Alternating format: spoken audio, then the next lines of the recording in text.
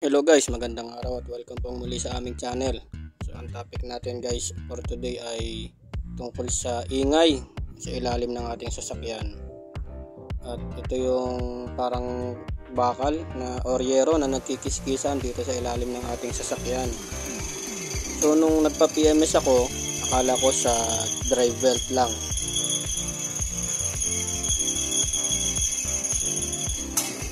Kasi nabawasan ng bahagya yung ingay.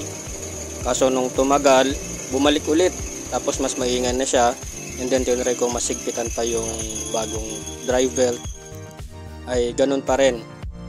So dito na ako nag-conclude na yung seal ring ang problema. So paano ko siya nasabing sa seal ring?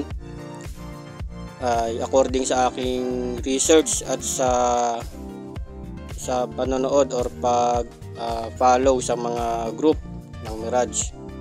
So karamihan or madalas nakakakita ako or nakaka-tsempo ako ng Mirage na maingay. At ganun din yung sa amin kahit sa loob guys, dinig na dinig yung ingay. So nagtry ako mag DIY at ayan yung ginawa kong setup.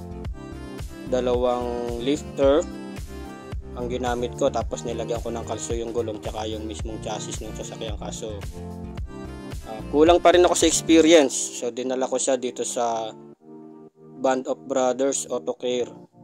So ito guys ay trusted mechanic ko na talaga to. At dito ko siya dinala yung ating sasakyan. At dito nga ay kompleto siya ng gamit at ng experience.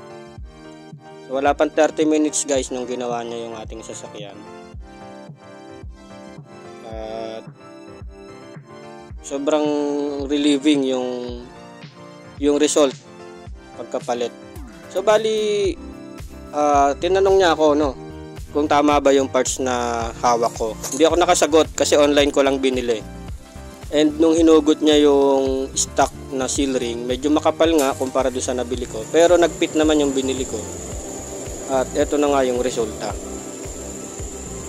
Kaya thank you and shout out kay Sir Evan ng Band of Brothers Auto Care.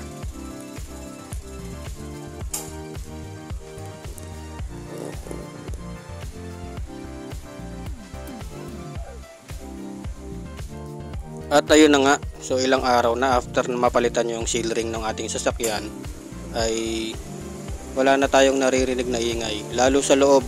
So masarap na siyang gamitin ang ating sasakyan, parang bago na ulit at bawas na rin yung sakit sa ulo.